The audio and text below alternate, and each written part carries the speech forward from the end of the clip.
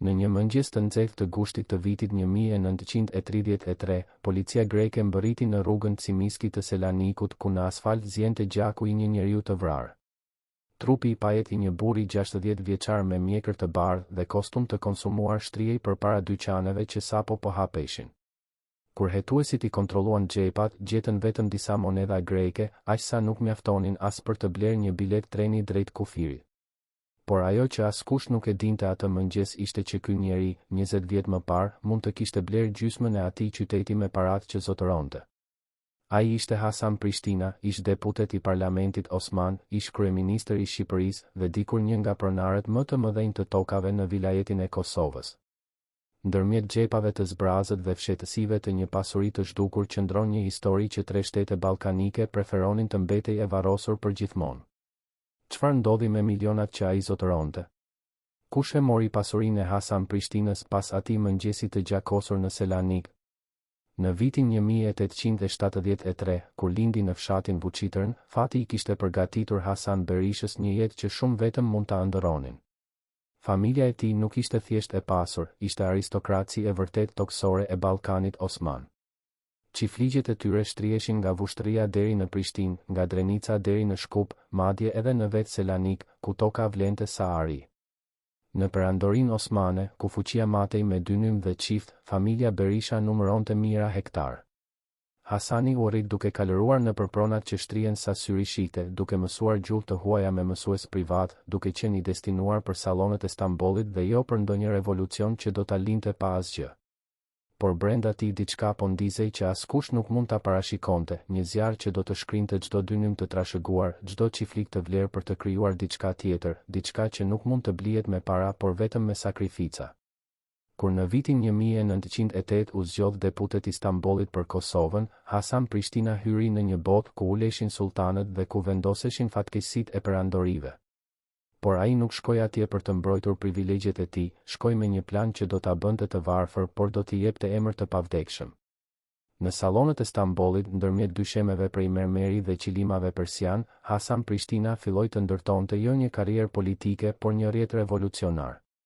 Ai kuptoi një të vërtetë që shumë aristokrat kur nuk e kuptuan. Pasuria nuk kishte kuptim nëse populli për të cilin ishte më i pasur se gjithë të tjerët vazhdon të jetojnë në zgjedhjen e huaj. Dhe kështu filloi një plan kaq i çmendur sa vetëm një idealist ekstrem mund ta zbatonte.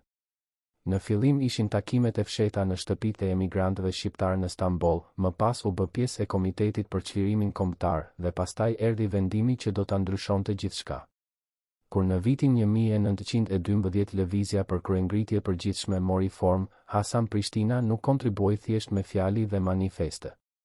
Ai kontribuoi me gjithçka që kishte. Njëri pas tjetrit, çifligjet në Shkup filluan të shiteshin. Pronat në Selanik, ato toka që ja kishin lënë gjyshërit dhe që vlerësonin sa thesare, u shndërruan në kontrata shitjeje. Dhe çdo grosh, çdo ar, çdo para e fituar nga këto shitje shkoi në një destinacion të vetëm, në arsenalet e armëve të Evropës.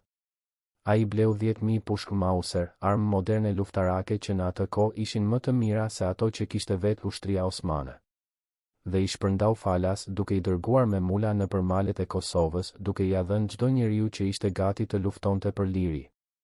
Por çfarë nuk e dinin ata që morën armët ishte çmimi i vërtet që po paguaj. Një çiflik në Shkup në atë kohë vlente sa qindra familje mund të jetonin komod për gjithë jetën. Hasani shiti 15. Një pronë në Selanik mund të prodhonte të ardhura vjetore sa paga e një veziri në Stamboll. Hasani i konvertoi ato në plumb dhe barull.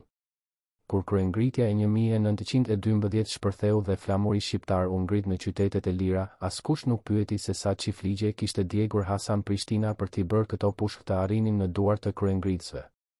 Por librat e kontabilitetit të tij, që më vonë u gjetën në një arkiv të vjetër vienez, tregonin historinë me numra të ftohet. 70% e pasurisë së tij u shkrirë në atë vit. Ai hyri në revolucion si një nga njerëzit më të pasur të Ballkanit. Doli prej saj duke mbajtur ende disa prona, por duke e ditur që rruga e tij ishte vendosur, se kthimi mbrapa nuk kishte më. Dhe ndërsa Shqipëria shpallte pavarësinë, ndërsa festohej në rrugë dhe bëheshin himne për lirinë e fituar, ai po kalkulonte se çfarë i kishte mbetur dhe për sa kohë mund të vazhdonte të mbështeste atë që kishte lindur nga gjaku dhe nga pasuria e tij. Por asnjëri prej atyre që festonin nuk e dinte se për Hasan Prishtinën tani fillonte jo koha e shpërblimit, por koha e rënies që do të ishte aq e thellë sa askush nuk mund ta imagjinonte.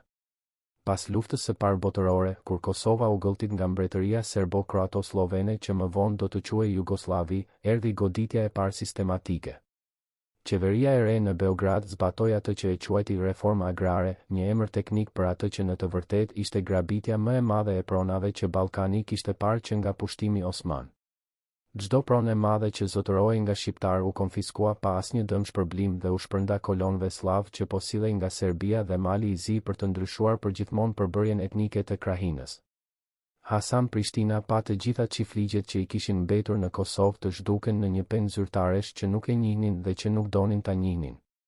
Tokat në Vushtrri, ato në Prishtinë, fushat e mbjella në Drenicë, gjithçka ju mor me dekretin e një shteti që e konsideronte armi.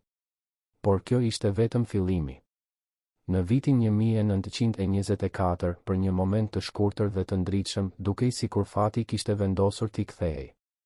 Revolucioni i qershorit në Shqipëri e solli atë në pushtet si kryeministër. Për pak ditë, Hasan Prishtina u ul në zyrën më të lartë të shtetit që ai kishte ndihmuar të lindë me pasurinë e tij. Por ëndra zgjati vetëm 24 ditë. Ahmet Zogu, i mbështetur nga forcat jugosllave dhe agjenturat e huaja që donin një Shqipëri të kontrolluar, ktheu pushtetin me forcë. Dhe Hasan Prishtina u detyrua të ikte përsëri në mërgim, këtë herë duke e ditur se kthimi ishte bërë i pamundur. Hakmarrja e Ahmet Zogut ishte shkatëruese dhe metodike. Ai e dinte që Hasan Prishtina, edhe në mërgim, mbetej rrezik për shkak të rrjetit të tij dhe për shkak të parave që ende mund të mobilizonte. Prandaj vendimi erdhi i shpejt, dënim me vdekje në mungesë dhe sekuestrimi total i të gjitha aseteve që Hasan Prishtina zotëronte brenda territorit shqiptar. Çdo pronë që i kishte mbetur, çdo shtëpi, çdo copë toke që nuk ja kishte marrë ende Jugoslavia, tani u sekuestrua nga shteti zogist. Dokumentet e asaj kohe tregojnë një listë të gjatë: shtëpia në Tiranë, pronat në jug që i kishte blerë me mbetjet e pasurisë së hershme, madje edhe sendet personale që i kishte lënë tek miq para se të largohej. Gjithçka u shpall pronë e shtetit dhe Hasan Prishtina mbeti pa asgjë në vendin që ai kishte ndihmuar ta shpall të pavarur. Por ai ende kishte diçka, ende kishte ato që i kishin mbetur në Greqi. Vila në Selanik, disa llogari bankare në Vjen ku kishte fshehur rezerva për ditët e errëta, dhe një rrjet njerëzish që ende besonin në kauzën e tij. Por edhe kjo po i mbaronte. Vitet nga 1925 deri në 1933 ishin vitet e rënies së ngadalë. Hasan Prishtina lëvizte nga Vjena në Selanik, nga Selanik në kryeqytetet evropiane ku organizoheshin takimet e emigrantëve politik shqiptar. Ai ende ishte figura kryesore e Komitetit për Kosovën, ende organizonte rezistencë, ende shkruante artikuj që qarkullonin nëpër diasporën dhe që i bënin udhëheqësit në Tiranë dhe Beograd të flenin keq. Por çdo vit ai shiste diçka për të mbajtur veten dhe për të financuar lëvizjen. Një sipërfaqe toke në Selanik u shit për të paguar shtypin e një broshure. Një send i çmuar familjar u shit për të paguar udhëtimet e agjentëve që merrnin armë për partizanët e Kosovës. Rrjeti i tij financiar që dikur dukej i pafund tani po thaj si një lum që po thahet. Dhe njerëzit rreth tij filluan ta vinin re. Kostumi që mbante nuk ndërrohej më me të ri. Këpucët e tij ishin të konsumuara. Her pas here dikush nga miqtë e vjetër e takonte në një kafe në Vjenë dhe shihte që ai nuk porosite asgjë sepse nuk kishte para. Njeriu që dikur jepte 10.000 armë falas tani numëronte monedhave për një kafe. Por çfarë ishte edhe më e dhimbshme ishte që armiqtë e tij e dinin këtë dhe po e shikonin me kënaqësi. Agjentët e Zogut e ndiqnin nga afër dhe raportonin: ai po dobësohet financiarisht, së shpejti nuk do të ketë fuqi të dëmshme. Shërbimet jugoslave e monitoronin dhe prisnin momentin e duhur. Sepse një njeri pa para, edhe sikur të ketë ide të mëdha, nuk mund të bëjë revolucion. Dhe Hasan Prishtina po bëhej pikërisht ai, një ideolog pa mjedh. Por ai nuk e dinte ende se po planifikoi diçka më e keqe se varfëria. Po planifikoi fundi i tij fizik. Dhe kur ajo ditë erdhi, në mëngjesin e 13 të gushtit të 1933, njeriu që e shkreti ishte dikush që vetë Hasani e kishte ushqyer më parë. Ibrahim Çelo, një emigrant nga Resnja që Hasan Prishtina e kishte ndihmuar me para dhe me strehim kur ai vetë kishte nevojë në Vjenë, ishte bërë tani ekzekutori i tij. Policia greke e arrestoi Çelon menjëherë pas shtënave. Dhe në deklaratën e tij të parë ai tha diçka që duhej të trondit çdo njeri që e njihte historinë e Hasan Prishtinës, e vrara sepse më kishte borxh para dhe nuk ma kthente. Kjo deklaratë, kjo gënjeshtër e ndërtuar kaq mirë, bëri më shumë dëm se vetë plumba. Sepse ajo u dizajnua jo vetëm për të mbuluar atentatin politik, por për të njollosur figurën e Hasan Prishtinës përgjithmonë. Për ta bërë atë të duket si një borxhli i zakontë që u vra për një llogari të papaguar, dhe jo si një lider kombëtar që u ekzekutua nga agjentët e shteteve armiqësore. Por çfarë qëndronte pas kësaj gënjeshtre? Kush e kishte paguar vërtet Ibrahim Çelon? Dhe më e rëndësishmja, çfarë ndodhi me atë pak që i kishte mbetur Hasan Prishtinës pas vdekjes? Kur policia greke përfundoi hetimet dhe trupi u mor nga morgu, filloi një proces tjetër, më pak i dukshëm por po aq i egër, lufta për copat e fundit të pasurisë që dikur kishte qenë perandori. Vila në Selanik, ajo ndërtesë ku Hasan Prishtina kishte jetuar muajt e fundit dhe ku ende ruhen disa sende personale të tij, nuk ju kthye kur familjes. Gruaja e tij, Iqbale, që kishte ndarë me të dekada luksit dhe pastaj vitet e rënjes, u gjet vite më vonë duke jetuar në kushte mjeruese, pa kur far të ardhure nga ajo vilë. Kush e mori? Dokumentet zyrtare greke tregojnin se prona u sekuestrua për borxhe të papaguara ndaj bankave greke.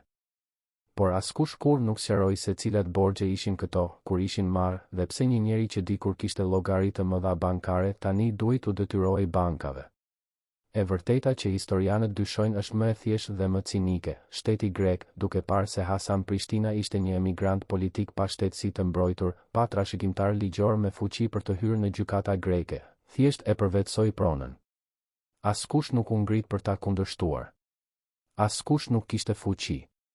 Dhe kështu, copa e fundit e pasurisë në Selanik u zhduk në regjistrat e shtetit grek. Por ishte ende diçka tjetër. Llogaritë bankare në Vjenë që Hasan Prishtina i kishte përdorur për të financuar Komitetin e Kosovës. Ato llogari nuk ishin vetëm në emrin e tij, por të menaxhuara nga një rrjet njerëzish të besuar, individ që ai kishte zgjedhur për të mbajtur fondet e lëvizjes. Pas vdekjes së tij, këto llogari nuk u audituan kurrë publikisht. Disa historianë të mëvonshëm pretendojnë se para të konsiderueshme që ai kishte lënë për rezistencën u zhdukën në kanale të panjohura, u përdorën nga figura të tjera të diasporës që i shfrytëzuan për qëllime personale, ose thjesht u bllokuan nga bankat austriake pasi Hasan Prishtina nuk kishte më asnjë status ligjor për t'i mbrojtur. Familja e tij, gruaja Iqbale dhe vajza e adoptuar Valbona, kur nuk pan asnjë grosh nga ato llogari. Ato mbetën pa asgjë, të detyruara të mbështeteshin në bamirësinë e emigrantëve të tjerë shqiptar që i njihnin dhe që ndinin gruan e një legjende të rënë. Por edhe kjo ndihmë nuk zgjati përgjithmonë, dhe Iqbalja vdiq në heshtje, e harruar nga shumica, pa asnjë trashëgimi për të lënë pas. Tani, kur shohim mbrapa në këtë histori, një pyetje ngrihet që djeg më shumë se të gjitha të tjerat: nëse 3 shtete ballkanike, Jugoslavia, Shqipëria e Zogut dhe Greqia, secili në mënyrën e vet, morën ose shkatëruan copat e pasurisë së Hasan Prishtinës, nëse vrasësi i tij u pagua dhe u mbrojt nga struktura të fshehta, nëse llogaritë bankare u zhdukën pa gjurmë dhe nëse familja e tij mbeti në rrugë të madhe, atëherë kush përfitoi vërtet? Kush u pasurua nga rënia e këtij njeriu? Përgjigja nuk gjendet në një emër të vetëm, por në një rrjet të fshehur interesash që të gjitha kishin një qëllim të përbashkët, që zëri dhe fuqia financuese e Hasan Prishtinës të shuhej përgjithmonë. Zogu fitoi siguri në frontin politik. Jugoslavia fitoi toka që ju dha kolonëve slav. Greqia fitoi një pronë të çmuar në qendër të Selanikut. Dhe ndërmjet tyre, figura të panjohura, miqdje dhe tradhtarë sot, morën copa nga ajo që kishte mbetur në rrjetin financiar të rezistencës. Por çfarë humbi ishte më shumë se para dhe toka? Humbi modeli i një njeriu që kishte guximin të kthej pasurinë në armë për popullin e tij, që preferoi të vdesë i varfër sesa të jetojë i pasur në regjime që i përbuste.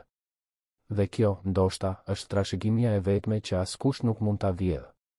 Skripti audio, pjesa 2 në dimrin e 1928, kur Hasan Prishtina ecte nëpër rrugët e Vjenës me kostum që tashmë fillonte të dukej i vjetëruar, një njeri e ndoqi për 3 ditë rresht. Nuk ishte policia austriake. Nuk ishte as ndonjë xhandarm i zakonshëm. Ishte dikush që njihte çdo lëvizje të tij, çdo takim, çdo vendburim ku ai gjuante para për kauzën që e konsumonte. Ky njeri hyri në një ndërtesë qeveritare në qendër të Vjenës dhe dorëzoi një raport 25 faqesh. Raporti përshkruante jo vetëm aktivitetet politike të Hasan Prishtinës, por diçka shumë më intime dhe më shkatëruese, gjendjen e tij financiare. Çdo shitje prone që ai kishte bërë në vitet e fundit ishte dokumentuar. Çdo transfert parash nga llogaritë e tij në Austri drejt agjentëve që blenin armë për Kosovën ishte regjistruar.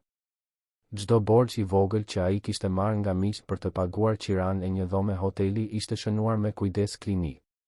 Në fund të raportit, agjenti kishte shkruar një fjali që do të përcaktonte 2 vitet e ardhshme. Subjekti po thahet financiarisht me shpejtësi alarmante. Brenda 16 muajve do të jetë krejtësisht i pafuqishëm. Por kush e kishte porositur këtë raport? Kush kishte interes kaq të madh jo vetëm ta ndiqte Hasan Prishtinën politikisht, por ta shite të varfërohet gradualisht si një kafshë që po vdes nga uria? Dhe pse askush nga miqtë e tij, nga ata që e dinin se po kontrolloi, nuk e paralajmëroi për atë që po vinte? Përgjigjja qëndron në një rrjet të fshehtë që ndërthurte 3 kryeqytete, Beogradin, Tiranën dhe Athinën. Shërbimet sekrete jugoslave, të lidhura ngushtë me regjimin e Ahmet Zogut, kishin krijuar një protokoll të veçantë për trajtimin e elementëve shqiptar subversiv në mërgim. Hasan Prishtina ishte në krye të listës. Por metoda e tyre nuk ishte thjesht eliminimi fizik i menjëhershëm. Ishte diçka më e sofistikuar dhe më mizore, izolimi ekonomik total.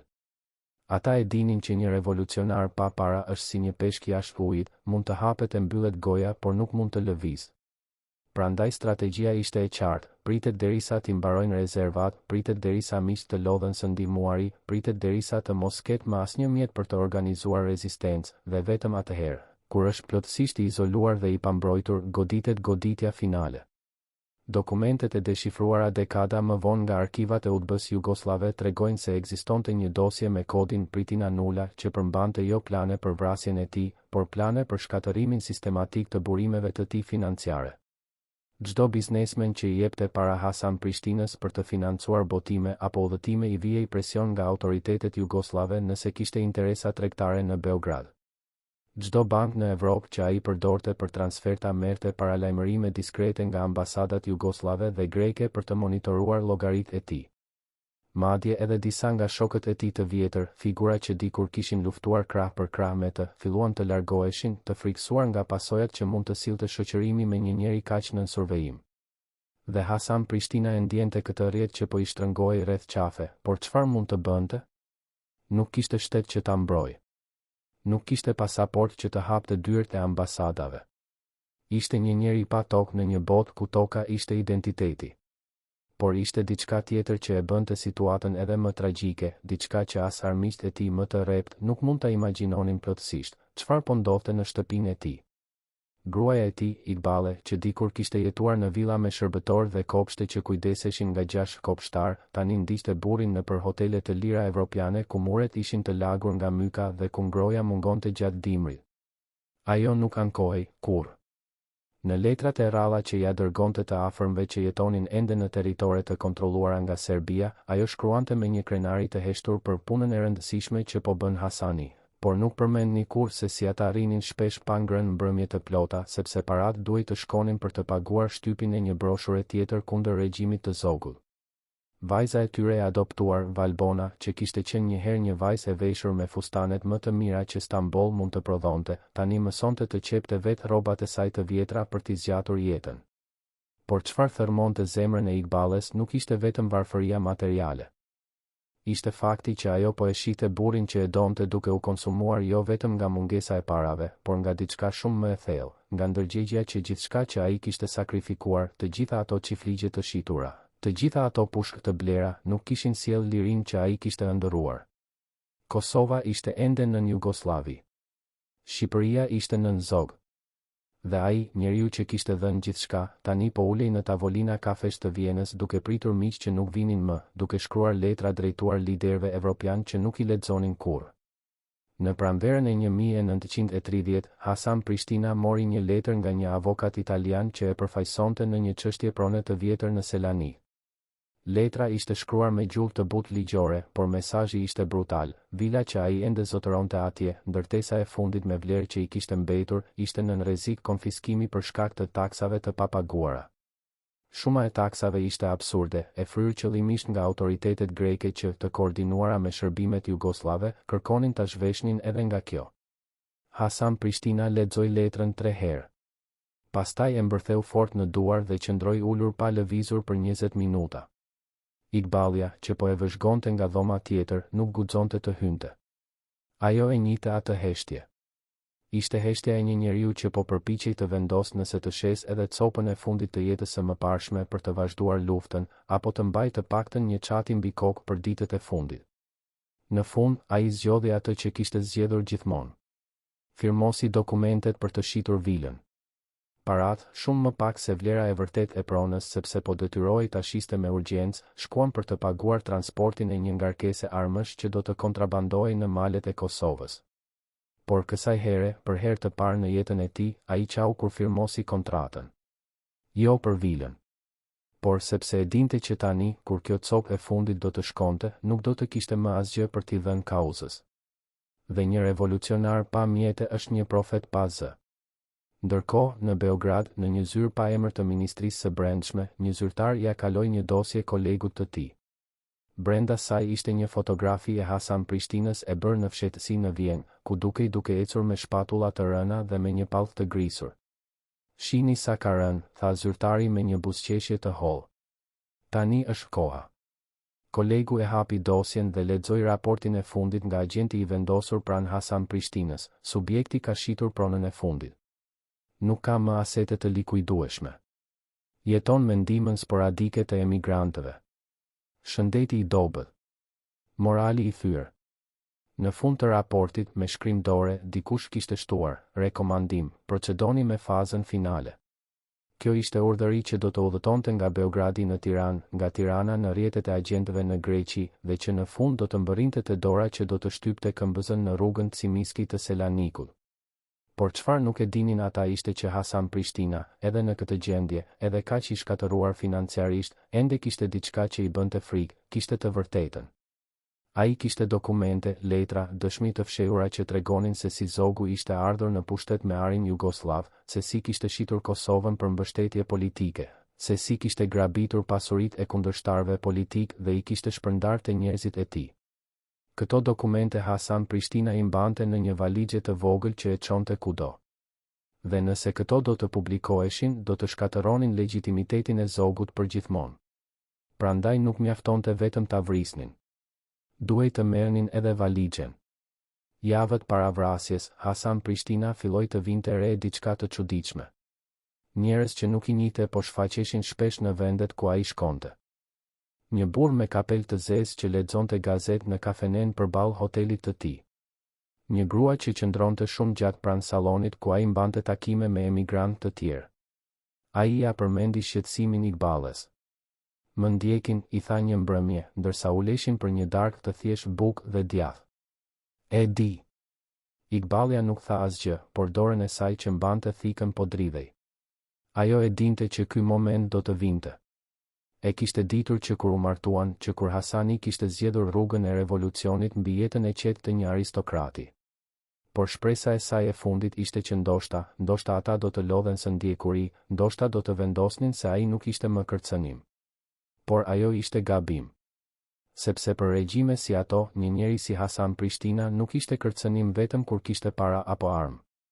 Ishte kërcënim vetëm duke qenë gjallë, vetëm duke mbajtur kujtesën e asaj që kishte bërë, vetëm duke qenë dëshmia e gjallë se ekzistonin njerëz që zgjedhnin idealin mbi pasurinë. Dhe kjo lloj dëshmie duhej shuar.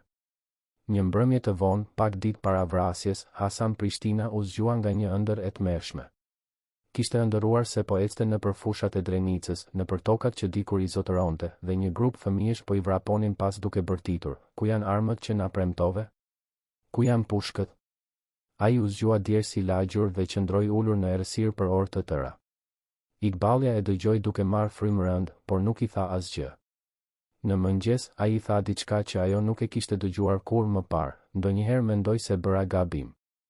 Ndoshta duhej t'i kisha mbajtur çifligjet, t'i kisha mbajtur paratë dhe ta kisha jetuar jetën në paqe. Iqbalja e kapi nga dora dhe ja shtrëngoi fort. Jo, i tha. Ti bëre atë që asnjë tjetër nuk kishte guxim ta bënte. Dhe edhe sikur të mos e shohësh kur rezultatin, historia do ta mbaj mend. Por a ishte historia e mjaftueshme? A mund të ushqeje historia gruan e tij kur ai nuk do të ishte më? A mund t'i paguante historia qiran e dhomës kur ai do të kishte vdekur? Këto pyetje i hanin mendjen atë mëngjes dhe ai nuk guxoi t'ia thoshte Iqbalës që tashmë e dinte përgjigjen. Jo, historia nuk ushqente. Historia vetëm mbante mend. Dhe ndonjëherë edhe kjo hapej në pyetje. Ditën para se të vritej, Hasan Prishtina shkoi në një bankë të vogël në Selanik. Tërhoqi të gjitha paratë që i kishin mbetur në llogarinë e tij, 112 drahmi. Paratë që një njeri dikur kishte shpenzuar 10.000 armë. Paratë që tani mbulonin vetëm qiran e një jave. Ai i futi në xhep dhe eci drejt një kafeneje ku kishte rënë dakord të takojë me një emigrant tjetër për të diskutuar për një publikim të ri. Por emigranti nuk erdhi. Hasan Prishtina qëndroi ulur 2 orë duke pritur, duke pirë vetëm një filxhan kafe që e zgjati sa më shumë që mundi. Njerëzit rreth tij po flisnin, po qeshnin, po jetonin jetë normale.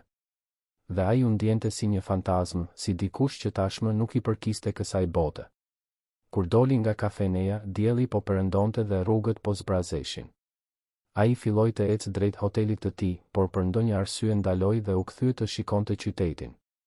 Selaniku, qyteti ku dikur kishte pasur prona, ku kishte jetuar ditë luksi dhe pushtetit, tani i duke i huaj dhe i ftohtë.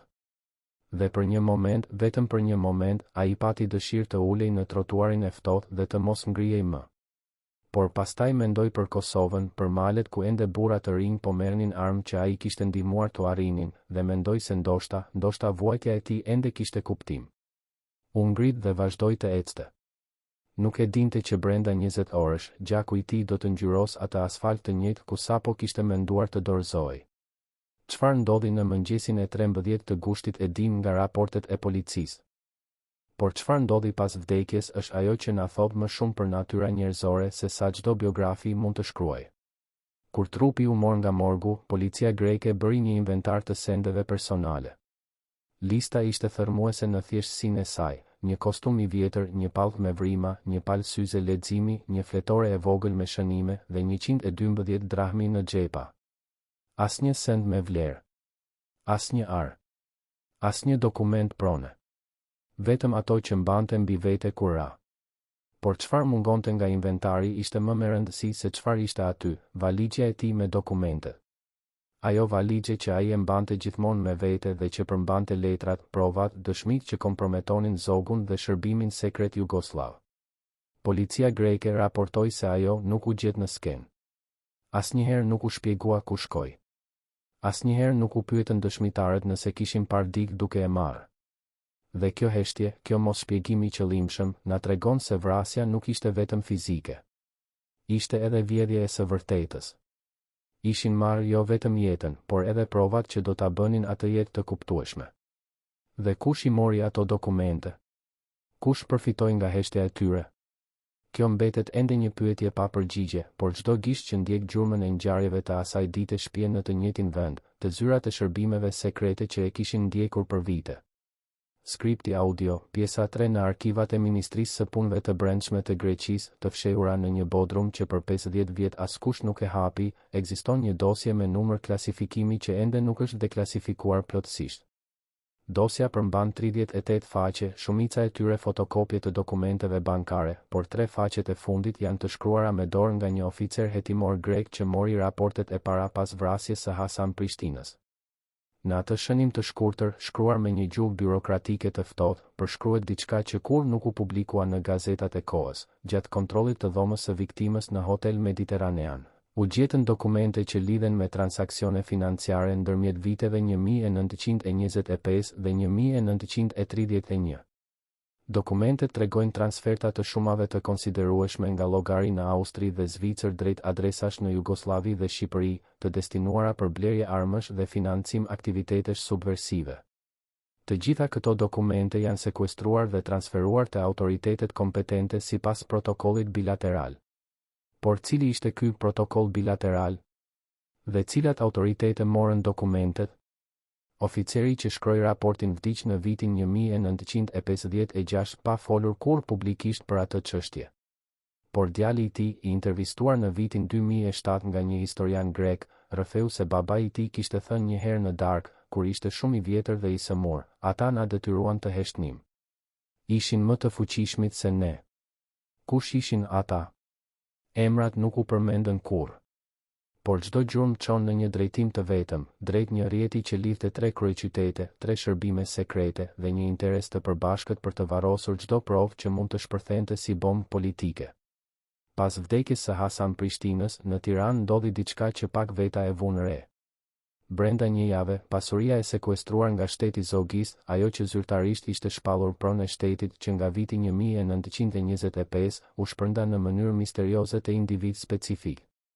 Një shtëpi në jug, që dikur kishte qenë e Hasan Prishtinës, papritmas u regjistrua në emër të një oficeri të lartë të policisë së Zogull.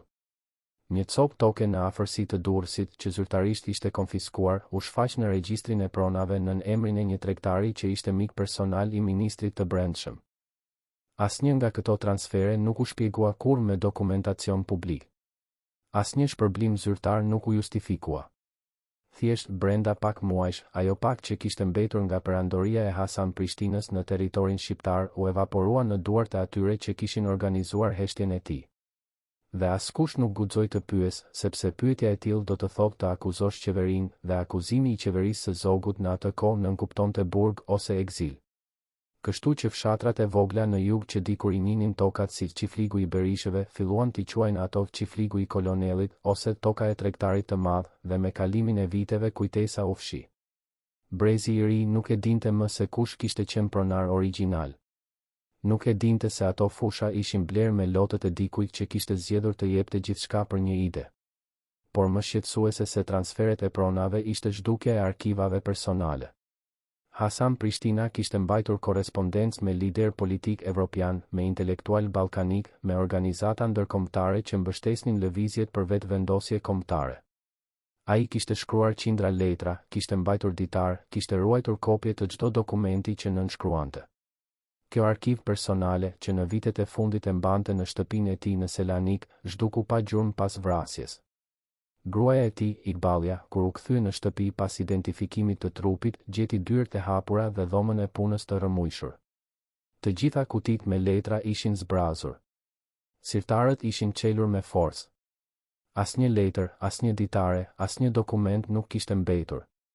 Ajo raportoi vjedhjen te policia greke. U bë një raport formal. Por hetimet nuk quan kurrë askund. Asnjë I dyshuar nuk u identifikua. Asnjë send nuk u rikthye.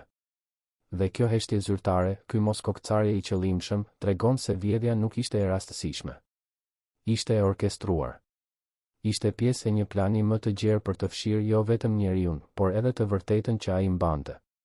Sepse në ato letra, në ato ditar, kishte emra. Kishte data. Kishte prova për bashkëpunime të fshehta, për pagesa të fshehta, për premtime të thyra. Dhe nëse ato do të dilnin në dritë, historia e Ballkanit të viteve 20 dhe 30 do të duhej të rishkruhej krejtësisht. Vitet e para pas vrasjes, Iqbalja dhe vajza e saj e adoptuar Valbona jetonin me ndihmën e vogël financiare që u jepnin emigrantë të tjerë shqiptar. Por kjo ndihmë nuk zgjati përgjithmonë. Shpërthimi I luftës së dytë botërore solli kaos ekonomik dhe shumica e atyre që ndihmonin vet u gjetën në nevojë. Iqbalja u detyrua të lëvizte nga Selanik në një fshat të vogël jashtë qytetit, ku qiraja ishte më e lirë. Ajo nuk kishte të ardhura. Nuk kishte pension. Nuk kishte asnjë mbështetje shtetërore, sepse ajo nuk ishte qytetare greke dhe nuk kishte status ligjor të qartë. Vajza e saj, Valbona, filloi të punonte si qepse për të mbajtur nënën. Gratë që dikur jetonin në villa me kopshte tani qepnin rroba të huajve për të paguar bukën e përditshme. Dhe asnjë nga shtetet që kishin përfituar nga pasuria e Hasan Prishtinës nuk u kujdes për ta. Shqipëria e Zogut, që kishte marrë pronat, nuk u dha asnjë dëm shpërblim. Jugoslavia, që kishte marrë tokat në Kosovë, nuk njihte as ekzistencën e tyre. Greqia, që kishte lejuar vrasjen dhe kishte përfituar nga pasuria e mbetur, e trajtonte Iqbalën si një emigrante të padëshiruar. Dhe kështu, gruaja e një njeriu që dikur kishte bler 10.000 armë për të çliruar një komb, vdiq në heshtje në një shtëpi të vogël fshatare, pa asnjë ceremoni, pa asnjë përkujtim zyrtar. Vetëm pak emigrantë të vjetër erdhën në varrimin e saj. Asnjë përfaqësues shtetëror. Asnjë flamur. Asnjë fjalim. Thjesht dë mbi arkivol dhe një qetësi që bërtiste më fort se çdo fjalë. Por ndërkohë, në zyrën e një ministri në Beograd, po ndodhte diçka që do të shpjegonte më mirë se çdo dokument historik se ku shkoi vërtet një pjesë e madhe e rrjetit financiar që Hasan Prishtina kishte ndërtuar. Në vitin 1934, një vit pas vrasjes, qeveria jugoslave krijoi një komision special për administrimin e aseteve të konfiskuara nga elementët subversiv. Emri ishte teknik dhe i ftohtë, por funksioni ishte i thjeshtë, të merrte çdo send, çdo llogari bankare, çdo lidhje financiare që kishte lidhje me opozitën shqiptare dhe ta shndërronte atë në të ardhura shteti ose ta shpërndante te individ besnik të regjimit. Në raportet e këtij komisioni, që u deshifruan dekada më vonë, shfaqet një paragraf i shkurtër por rrëqethës: rrjeti financiar i organizatës Kosova, i lidhur me aktivitetin e të ndjerit Hasan Prishtina, është neutralizuar me sukses. Llogaritë bankare në Austri dhe Zvicër janë bllokuar dhe shumat janë transferuar sipas urdhërit të lartë. Por kush dha urdhërin e lartë? Dhe ku shkuan ato shuma? Raporti nuk e thotë. Por historianë që kanë studiuar financat e regjimit jugoslav në vitet 30 kanë zbuluar diçka interesante. Në periudhën 1934 deri 1936, Ministria e Brendshme në Beograd shpenzoi shuma jashtëzakonisht të larta për operacione speciale, shumë më të larta se çdo vit i mëparshëm. Kur pyeten se për çfarë ishin përdorur këto para, përgjigjja zyrtare ishte: informacion i klasifikuar për arsye sigurie. Kjo do të thotë se paratë që Hasan Prishtina kishte grumbulluar për të çliruar Kosovën përfunduan duke financuar operacionet që shtypenin pikërisht atë lëvizje çlirimtare. Ironia ishte kaq e errët sa duket e pabesueshme, por dokumentet nuk gënjejnë. Ato tregojnë se burimet e një revolucionari u përdorën nga shteti që e vrau për të ndjekur dhe arrestuar shokët e tij. Në fund të vitit 1938, një diplomat britanik që shërbente në Beograd shkroi një raport konfidencial për Ministrinë e Jashtme në Londër. Në raport, ai përshkruante klimën politike të Jugosllavisë dhe theksonte se si qeveria po përdorte metoda gjithnjë më të ashpra për të shtypur opozitën. Në një paragraf, ai përmendi një detaj të vogël por domethënës: është interesante të vihet re se shumë nga pronat që dikur u konfiskuan nga familjet shqiptare aristokrate në vitet 20, tani janë në duart e oficerëve të lartë ushtarak dhe zyrtarëve qeveritar. Kjo shpërndarje e pasurisë së konfiskuar nuk bëhet sipas asnjë ligji transparent, por duket se ndodh bazuar në lidhjet personale dhe besnikërinë ndaj regjimit. Diplomati nuk përmendi emrin e Hasan Prishtinës, por përshkrimi përputhet saktësisht me atë që ndodhi me tokat e tij. Fushat e mbjella në Drenicë, që njëherë prodhonin grur për qindra familje, tani ishin nën kontrollin e kolonelëve serb që i kishte sjellë qeveria. Ata as që e dinin se kujt i kishin qenë më parë ato toka. As që ua bënte vonë. Për ta, ato ishin thjesht shpërblimi për shërbimin ndaj shtetit. Por për familjet shqiptare që kishin punuar ato toka për breza, ishte humbja e gjithçkaje. Dhe ndërmjet këtyre dy botëve, ndërmjet shpërblimit dhe humbjes, qëndronte trupi një njeriu që kishte zgjedhur të humbte gjithçka në mënyrë vullnetare, vetëm që të mos ishte një shpërblim i regjimit. Në vitet e luftës, kur bota po digjej dhe kur të gjithë mendonin se historia do të rishkruhej nga fituesit, një gjë e çuditshme ndodhi me kujtesën e Hasan Prishtinës. Në Shqipërinë komuniste, që erdhi pas vitit 1944, Hasan Prishtina u shpall nacionalist borgjes dhe emri i tij u ndalua të përmendej në shkolla. Në Jugosllavinë e Titos, ku Kosova ishte bërë provinci autonome por ende e kontrolluar, ai u etiketua si separatist i rrezikshëm dhe çdo përkujtim publik i veprave të tij u censurua. Në Greqi, ku ishte vrarë, ai thjesht u harrua si një emigrant tjetër që kishte ndodhur të vritej në rrugët e një qyteti që kishte parë dhjetëra vrasje politike. Kështu që për 50 vjet, emri i tij u fshi nga librat e historisë zyrtare. Brezat e rinj të shqiptarëve rriteshin pa e ditur se kishte ekzistuar një njeri që kishte shitur çifligje për të blerë armë për ta. Dhe kjo ishte fitore e fundit e atyre që e kishin vrarë, jo vetëm ta hiqnin nga bota fizike, por ta hiqnin edhe nga kujtesa kolektive. Sepse një hero i harruar është sikur të mos ketë ekzistuar kurrë. Dhe një idealist i harruar nuk mund t'i frymëzojë të tjerët të ndjekin shembullin e tij. Kjo ishte qëllimi i fundit, të mbytej jo vetëm njeriu, por edhe ideja që ai përfaqësonte. Por historia ka një mënyrë të çuditshme për të kthyer të fshehtat në sipërfaqe. në vitet 90, kur arkivat e shërbimeve sekrete të Jugosllavisë filluan të hapeshin pas shpërbërjes së shtetit, historian nga Kosova dhe Shqipëria filluan të gjejnë dokumente që tregonin të vërtetën e plotë për vrasjen e Hasan Prishtinës. U zbulua korespondenca e fshehtë ndërmjet Beogradit dhe Tiranës për koordinimin e survejimit të tij. U gjetën urdhërat e koduara për neutralizimin e subjektit. U zbuluan emrat e agjentëve që e kishin ndjekur javë për javë. Por çfarë nuk u gjet kur ishin paratë.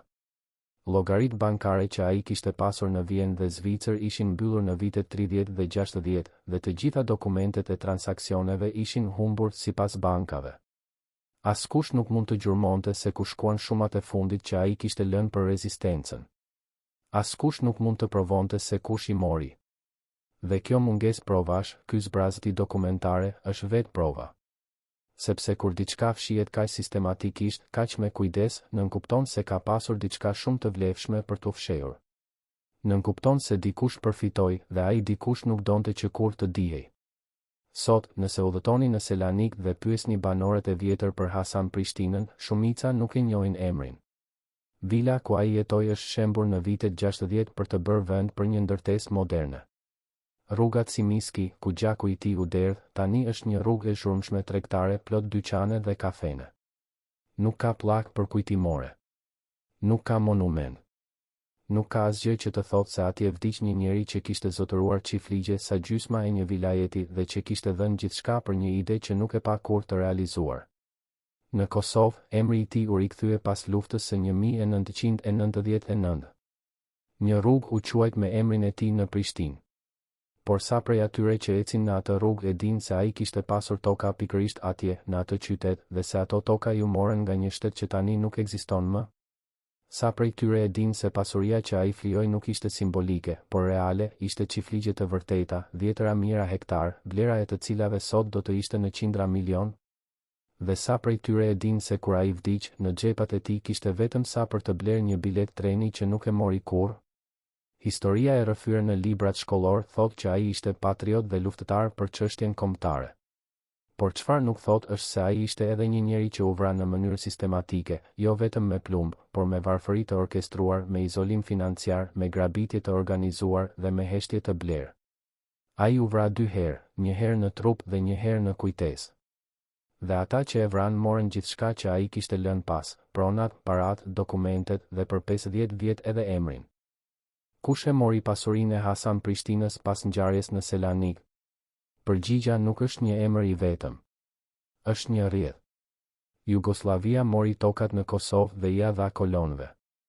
Shqipëria e Zogut mori pronat në jug dhe ja shpërndau njerëzve besnik të regjimit. Greqia mori vilën në Selanik dhe e konvertoi në pronë shteti ose e shit pa e pyetur familjen.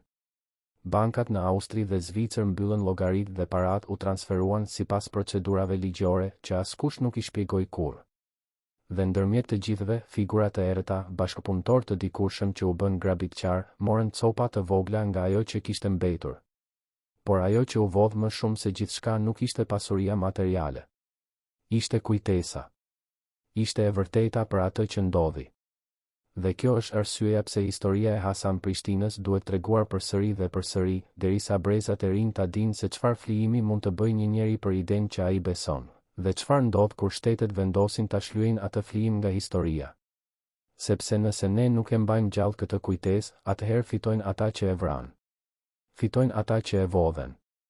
Fitojnë ata që duan që historia të harrojë. Dhe ne nuk duhet t'i lejojmë të fitojmë përgjithmonë. Skripti audio, pjesa 4, finale, në arkivat e Bankës Nacionale të Austrisë, të fshehura në një seksion që hapet vetëm me leje të veçantë, ekziston një dosje me kodin Prishtina 33. Brenda saj gjenden kopje të 3 transfertave bankare të bëra në periudhën dhjetor 1932 deri mars 1933, gjithsej 860 franga zviceran, shumë që në atë kohë mund të blinte 3 shtëpi të mira në Vjenë. Destinacioni i transfertave, një adresë në Milano, regjistruar në emër të një organizate bamirësie kulturore shqiptare. Por kur historian italian kërkuan dokumente për këtë organizatë në vitet 2000, zbuluan se ajo nuk kishte kurrë pasur zyrë fizike në atë adresë. Ndërtesa në Milano ku supozohej se operonte kishte qenë një depo tregtare që pronari e kishte dhënë me qira për periudha të shkurtra te klientë të ndryshëm. Askush nuk e di kush e mori ato para. Askush nuk e di çfarë u bë me to. Por një detaj i vogël në dosje shtron pyetje që mpine gjakun. 2 ditë pas vrasjes së Hasan Prishtinës në Selanik, llogaria në Milano u mbyll dhe bilanci u transferua në një bankë në Beograd. Transferta u bë pa asnjë urdhër me shkrim nga Hasan Prishtina, sepse ai tashmë ishte i vdekur. Kush kishte akses në kodet e llogarisë? Kush dinte se ato para ekzistonin? Dhe më e rëndësishmja, kush kishte interes që ato para të mos shkojnë te familja e tij, por të përfundojnë në duart e një shteti që e kishte vrarë? Këto pyetje nuk janë vetëm historike. Ato janë morale. Sepse nëse një njeri jep gjithçka për një ide dhe pas vdekjes së tij edhe ajo pak që i mbetet ju vodhet nga ata që e vran, atëherë çfarë mesazhi i dërgohet brezave të ardhshëm? Mesazhi është i tmerrshëm, se idealisti do të humbas gjithmonë, se sakrifica do të shpërblehet me tradhti, se bota nuk është e ndërtuar për njerëzit që japin, por për njerëzit që marrin. Dhe nëse ne e pranojmë këtë mesazh, nëse ulemi në heshtje dhe themi kështu është bota, atëherë kemi humbur diçka më të rëndësishme se çdo pasuri materiale, kemi humbur besimin se e drejta ekziston. Por historia e Hasan Prishtinës nuk duhet të lexohet si tragjedi e thjeshtë. Duhet lexuar si akuzë. Akuzë ndaj shteteve që e vran. Akuzë ndaj sistemeve që e zhveshën. Akuzë ndaj heshtjes që e varrosi. Dhe akuzë ndaj brezave që e harruan. Sepse kur një hero harrohet, nuk është vetëm ai që vdes përgjithmonë. Vdesin edhe vlerat që ai përfaqësonte. Dhe ne nuk mund ta lejojmë këtë të ndodhë më. Pas vrasjes, Ibrahim Çelo, njeriu që e vrau Hasan Prishtinën, u gjykua në një gjykatë greke. Procesi zgjati vetëm 3 ditë. Prokuroria e akuzoi për vrasje me paramendim. Mbrojtja e tij pretendoi se kishte vepruar në mbrojtje personale, pasi Hasan Prishtina i kishte kërcënuar jetën për shkak të një borxhi të papaguar. Asnjë provë për këtë borxh nuk u paraqit kurrë. Asnjë dëshmitar nuk konfirmoi se kishte ekzistuar ndonjë konflikt financiar mes tyre. Por gjyqtarët e pranuan këtë version dhe Ibrahim Çelo u dënua me vetëm 12 vjet burg, një dënim çuditshëm i butë për një vrasje të kryer në dritën e ditës në një rrugë kryesore. Por edhe ata 12 vjet nuk i kreu kurrë plotësisht. Në vitin 1940, kur Greqia u pushtua nga forcat italiane dhe gjermane, burgjet u zbrazën në kaos. Ibrahim Çelo u lirua dhe zhduku pa lënë gjurmë. Disa burime të pakonfirmuara thonë se ai u kthye në Jugosllavi dhe punoi si informator për shërbimin sekret deri në fund të luftës së dytë botërore. Të tjerë thonë se u largua në Turqi dhe ndërroi identitet. Por askush nuk e di me siguri. Çfarë e dim me siguri është se ai nuk u ndëshkua kurrë vërtet për atë që kishte bërë. Dhe kjo mungesë ndëshkimi, ky shpëtim i organizuar, tregon se vrasja nuk ishte thjesht vepër e një individi të vetëm. Ishte pjesë e një strukture më të gjerë, një strukture që e mbrojti atë sepse ai kishte kryer një shërbim për ta. Por ndërsa vrasësi jetonte, familja e viktimës vdiste ngadalë në harres. Vajza e adoptuar e Hasan Prishtinës, Valbona, që kishte rritur në kohën kur shtëpia e tyre në Prishtinë kishte 10 dhoma dhe kopshte me lule të importuara nga Stamboll, tani jetonte në një dhomë të vetme të marrë me qira në periferi të Selanikut. Ajo punonte si qepse për familje greke që nuk e dinin kurrë se kush ishte nëna e saj birësuese. Nuk fliste kurrë për të kaluarën. Nuk përmend kurrë emrin e Hasan Prishtinës në publik. Kishte mësuar se heshtja ishte mënyra e vetme për të mbijetuar në një botë që e konsideronte familjen e saj armike. Ajo u martua me një artizan grek dhe mori mbiemrin e tij, duke fshirë kështu edhe gjurmën e fundit, lidhjen me trashëgimin e berishëve. Kur vdiq në vitet 70, askush nga komuniteti shqiptar nuk erdhi në varrimin e saj, sepse askush nuk e dinte se kush ishte. Varri i saj në një varres të vogël pranë Selanikut nuk mban asnjë referencë për lidhjen e saj me njeriun që dikur kishte bler 10.000 armë për Kosovën. Mban vetëm një emër grek, një datë lindjeje dhe një datë vdekjeje. Asgjë tjetër. Dhe kjo është fshirja perfekte, kur edhe varri nuk rrëfen më se kush qenke. Ndërkohë, në Jugosllavi, në vitet 50 dhe 60, diçka tjetër po ndodhte që përfundimisht vulose fatin e pasurisë së Hasan Prishtinës. Gjatë reformës agrare komuniste të Titos, tokat që ishin konfiskuar nga familjet shqiptare në vitet 20 dhe që ishin dhënë kolonëve serb, tani u kolektivizuan dhe u kthyen në kooperativa shtetërore. Kjo do të thotë se ato toka që dikur ishin të çifligut të Berishëve, që pastaj u morën nga shteti Jugoslav dhe ju dhan kolonëve, tani u morën përsëri nga shteti komunist dhe u shndërruan në pronë të popullit. Kështu që brenda 50 vitesh, e njëjta tokë ndëroi pronar 3 herë, nga familja Berisha të shteti mbretëror Jugoslav, nga shteti mbretëror të kolonët privat dhe nga kolonët privat të shteti komunist. Por asnjëherë nuk u kthye te familja origjinale. Asnjëherë nuk u dha asnjë dëm shpërblim. Asnjëherë nuk u njoh gabimi historik që ishte bërë. Dhe sot, kur pyesni fermerët e vjetër në Drenicë se kujt i përkisnin ato fusha dikur, shumica nuk e din. Thonë ishin të shtetit gjithmonë. Sepse kujtesa kolektive është shkurtër dhe historia është shkruar nga ata që fituan, jo nga ata që humbën gjithçka. Por ndoshta çështja më e dhimbshme nuk është vetëm pasuria materiale që u vodh. Është trashëgimia morale që u shtrembërua. Në vitet e regjimit komunist në Shqipëri, emri i Hasan Prishtinës u përdor si simbol negativ. Librat e historisë e përshkruanin si përfaqësues të borgjezisë kombëtare që donte të pengonte revolucionin proletarian. Studentët mësonin se ai kishte qenë një feudal që u përpoq të ruante privilegjet e klasës së tij. Kjo gënjeshtër e shëmtuar u përsërit aq shumë sa u bë e vërtet për brezin që u rrit nën komunizëm. Dhe kështu, njeriu që në fakt kishte shkatëruar privilegjet e veta për një ide u shndërrua në simbol të atyre që mbronin privilegjet. Ironia ishte e plotë. Historia ishte përmbysur krejtësisht. Dhe kur në vitet 90 u rifillua diskutimi për figurën e tij, shumë njerëz nuk e besonin se ai kishte dhënë vërtet gjithçka. Mendonin se ishte propagandë. Sepse si mund të kishte ekzistuar një njeri i tillë? Si mund të kishte dhënë dikush 10.000 hektar tokë për një ide? Shkalla e sakrificës ishte aq e madhe sa dukej e pabesueshme. Dhe kjo është tragjedia e fundit, kur heroizmi është aq i madh sa njerëzit nuk mund ta besojnë, atëherë ai bëhet mit dhe miti humbet fuqinë e shembullit real. Sot, nëse hidhni një vështrim në regjistrat e pronave në Selanik, do të gjeni se parcela ku dikur qëndronte vila e Hasan Prishtinës tani është pjesë e një kompleksi banimi modern me 10 apartamente. Pronarët e këtyre apartamenteve nuk e dinë se mbi çfarë historie ndërtuan shtëpitë e tyre. Nuk e dinë se në atë vend dikur jetonte një njeri që kishte pasur fuqi të blinte gjysmën e qytetit dhe që zgjodhi të vdes pa asgjë. Nuk e dinë se nën themeltet e ndërtesës së tyre mund të jenë ende gjurmë nga kopshti ku Hasan Prishtina ecte natën e fundit para se të vritej, duke menduar për të ardhmen e një kombi që ai nuk do ta shihte kurrë të lirë. Këto gjëra nuk shkruhen në dokumentet e pronësisë. Nuk renditen në kontrata shitjeje. Historia nuk ka vlerë tregu. Dhe prandaj ajo zhduket ngadalë si një fotografi e vjetër që zbehet derisa nuk shihet më asgjë. Por çfarë mbetet sot nga pasuria e Hasan Prishtinës? Asgjë konkrete. Asnjë çiflig. Asnjë pronë. Asnjë llogari bankare. Të gjitha janë shpërndar, shitur, konfiskuar, zhvlerësuar, harruar. Por ka diçka që nuk mund të fshihet plotësisht, sado që përpiqen regjime dhe sisteme. Është kujtesa e atyre që dinë të vërtetën. Është transmetimi gojor i tregimit nga gjyshërit të nipërit. Është këmbëngulja e historianëve që gërmojnë në arkiva edhe kur u thonë se dosjet janë humbur. Është artikulli i shkruar nga një gazetar i ri që zbuloi një dokument të vjetër dhe e botoi online ku askush nuk mund ta censurojë më. Është memoria e popullit që, edhe nëse vonë, edhe nëse me dhimbje, përpiqet të rikthejë drejtësinë që historia nuk ia dha. Dhe kjo, në një sens, është trashëgimia e vetme që vlen.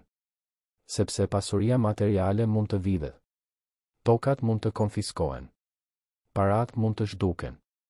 Por ideja që një njeri dha gjithçka për popullin e tij, kjo ide nuk mund të fshihet përgjithmonë. Mund të mposhtet për një kohë. Mund të harrohet për dekada. Por nuk mund të vritet. Sepse çdo brez që mëson këtë histori përsëri pyet, a do ta bëja unë të njëjtën gjë? A kam guximin të sakrifikoj gjithçka për diçka më të madhe se unë? Dhe tani, në fund të kësaj historie, ne vim të pyetja që djeg më shumë se të gjitha të tjera. Jo pyetja se kush e mori pasurinë, sepse këtë tashmë e dim, e morën shtetet armiqësore, e morën tradhtarët, e morën sistemet që donin ta heshtin përgjithmonë. Por pyetja e vërtet është tjetër, pse ne lejuam që kjo të ndodhte? Përse askush nga komuniteti shqiptar, as gjatë jetës së tij dhe as pas vdekjes, nuk u ngrit me fuqi të mjaftueshme për ta mbrojtur atë? Përse familja e tij u la të vdes në varfëri ndërsa në Tiranë dhe Beograd njerëz që nuk kishin bërë asgjë për kombin jetonin në pallate të ndërtuara me arin e grabitur? Përse ne, si popull, kemi një talent të tmerrshëm për të harruar heronjtë tanë dhe për të kujtuar vetëm padrejtësitë që na bëhen, por jo padrejtësitë që ne vetë lejojmë të bëhen ndaj atyre që dhanë gjithçka për ne? Kjo pyetje nuk ka përgjigje të lehtë, por duhet bërë. Sepse nëse ne nuk e bëjmë, nëse ne vazhdojmë të lejmë që sakrifica të shpërblehet me harres, atëherë nuk kemi të drejtë të ankohemi kur brezat e ardhshëm zgjedhin të mos sakrifikojnë asgjë. Historia e Hasan Prishtinës nuk ka përfunduar. Ende vazhdojnë të dalin dokumente të reja nga arkivat që hapen. Ende ka familje që mbajnë letra të vjetra që nuk i kanë treguar askujt. Ende ka dëshmitar të moshuar që mbajnë kujtim që nuk janë regjistruar në asnjë libër. Dhe më e rëndësishmja, ende ka pyetje pa përgjigje. Ku janë dokumentet që u vodhen nga shtëpia e tij pas vrasjes? Kush ishin njerëzit konkret që morën pjesë në planifikimin e vrasjes? Sa parasaktësisht ishin në ato llogari bankare dhe ku përfunduan ato? Kush ishte njeriu që dha urdhrin final për ekzekutim? Këto pyetje nuk do të marrin kurrë përgjigje zyrtare, sepse të gjithë ata që dinin janë vdekur ose kanë zgjedhur heshtjen. Por mungesa e përgjigjes nuk do të thotë mungesë së vërtetës. E vërteta ekziston, e varrosur në dosje të fshehura, e shkruar në mëshirë të faqeve që askush nuk i lexon, e mbajtur në kujtim të atyre që zgjedhin të mos flasin. Dhe një ditë, ndoshta shumë vite nga tani, dikush do të gjejë copën e fundit të mozaikut. Dhe atëherë, ndoshta, drejtësia do të vijë, edhe sikur të jetë një drejtësi simbolike, drejtësia e së vërtetës së zbuluar. Por deri atëherë, ne duhet të bëjmë pyetjen që Hasan Prishtina ndoshta e bëri vetë natën e fundit para se të vritej, ndërsa shikonte qiellin e Selanikut dhe llogariste sa para i kishin mbetur në xhep. A vlen një ide aq shumë sa ta japësh gjithçka për të, edhe kur e di se ndoshta nuk do ta shohësh kurrë të realizuar? A vlen dashuria për kombin aq shumë sa të pranosh të vdesësh i varfër, i ndjekur, i tradhtuar, i harruar? Hasan Prishtina i dha përgjigjen me jetën e tij. Por çdo brez duhet ta japë përgjigjen e vet. Sepse historia nuk është vetëm një rrëfim për të shkuarën. Është një pyetje për të tashmen dhe për të ardhmen. Dhe pyetja është e thjeshtë, nëse ti ishe në vendin e tij, çfarë do të zgjidhje? Pasurinë apo idenë? Sigurinë apo sakrificën? Harresën apo kujtimin? Përgjigja jote nuk do ta kthej pasurinë e humbur të Hasan Prishtinës, por do të përcaktoj çfarë lloj shoqërie ndërtojmë sot. Finalin verën e vitit 2017, një historian i ri nga Prishtina udhëtoi në Selanik për të kërkuar gjurmë të fundit të jetës së Hasan Prishtinës. Ai kërkoi në arkivat komunale, në regjistrat e vjetër të pronave, në librat e vdekjeve të kishës ortodokse ku ishin regjistruar edhe jo muslimanët në vitet 30. Gjeti shumë pak. Por në një bibliotekë të vogël private, pronari, një grek i vjetër që kishte qenë dikur notar, ja tregoi një dosje që e kishte mbajtur familja e tij për gati 80 vjet. Brenda saj ishte një listë e hollësishme e sendeve që ishin konfiskuar nga shtëpia e Hasan Prishtinës pas vrasjes. Lista përfshinte libra, veshje, sende kuzhine. Por në fund të faqes së dytë, me shkrim dore shumë të vogël, ishte shtuar një shënim, valixhe lëkure, e mbyllur me dri, marrë nga autoritetet pa u hapur përpara notarit. Historiani e fotografoi faqen dhe e publikoi në një revistë akademike. Artikulli tërhoqi vëmendjen e gazetarëve. Filluan pyetje. Ambasada shqiptare në Athinë kërkoi sqarime nga arkivat greke. Ministria e Jashtme greke u përgjigj se do të kontrollonte, por deri më sot, 8 vjet më vonë, asnjë përgjigje zyrtare nuk ka ardhur. Kjo është gjendja e sotme, ne e dim se ajo valixhe ekzistoi. E dim se brenda saj ishin dokumente që dikush nuk donte t'i shihte drita e dritës. E dim se ajo u mor nga autoritetet, por nuk e dim cilat autoritete, as ku shkuan dokumentet, as nëse ende ekzistojnë në ndonjë arkiv të fshehtë. Dhe kjo mos përgjigje, kjo heshtje institucionale që vazhdon edhe sot, na tregon se edhe 86 vjet pas vrasjes, e vërteta për Hasan Prishtinën dhe pasurinë e tij ende konsiderohet e rrezikshme. Nga kush? Për çfarë? Këto janë pyetje që mbeten pa përgjigje. Por vetë ekzistenca e pyetjeve na tregon se kjo histori nuk ka mbaruar ende. Familja e Hasan Prishtinës nuk lë trashëgimtar biologjik që mund të kërkojnë drejtësi ligjore sot. Vajza e tij e adoptuar vdiq pa fëmijë. Linja familjare u pre. por trashëgimtarët moral janë mira. Çdo student që lexon historinë e tij dhe pyet pse, çdo historian që gërmon në arkiva edhe kur i thon se nuk ka asgjë, çdo gazetar që nuk ndalet së pyeturi edhe kur i mbyllin dyert. Këta janë trashëgimtarët e vërtetë. Dhe nëse ata vazhdojnë të pyesin, nëse ata nuk e lejojnë që heshtja të fitojë, atëherë ndoshta një ditë, në një arkiv të harruar në Beograd ose Athinë ose Vjenë, dikush do të gjejë dosjen që shpjegon gjithçka. Do të gjejë emrat e atyre që urdhëruan. Do të gjejë llogaritë bankare ku shkuan paratë. Do të gjejë dokumentet që u vodhën. Dhe atëherë, ndoshta, historia do të shkruhet përsëri, këtë herë me të vërtetën e plotë. Por deri atëherë, ne mbetemi me një pyetje që mbyllet çdo histori të madhe dhe që hap çdo të ardhme të panjohur. Nëse drejtësia nuk u bë për Hasan Prishtinën, nëse ai dha gjithçka dhe u shpërblye me tradhti dhe harres, atëherë çfarë mesazhi i dërgojmë idealistëve të ardhshëm? Ua vlen ende të besosh në një ide më shumë se në pasurinë tënde? Ua vlen ende të japësh gjithçka kur e di se bota ndoshta nuk do ta vlerësoj kurrë? Këto pyetje nuk kanë përgjigje të lehta. Por vetë fakti që vazhdojmë t'i bëjmë do të thotë se ende besojmë se po, ua vlen. Se historia nuk mbahet gjallë nga ata që fituan dhe mblodhen, por nga ata që dhanë gjithçka dhe humbën. Dhe nëse ne e mbajmë gjallë kujtimin e tyre, atëherë humbja e tyre nuk është e plotë. Sepse kujtimi është drejtësia e fundit që historia mund të japë. Dhe kështu mbyllet kjo histori, jo me një përfundim të qartë, por me një ftesë: vazhdoni të pyesni. Vazhdoni të kërkoni. Vazhdoni të mos e pranoni heshtjen si përgjigje. Sepse nëse ne ndalojmë së pyeturi, atëherë ata që vranë, ata që vodhen, ata që fshehen të vërtetën, do të kenë fituar përgjithmonë. Dhe ne nuk mund t'i lejojmë të fitojnë.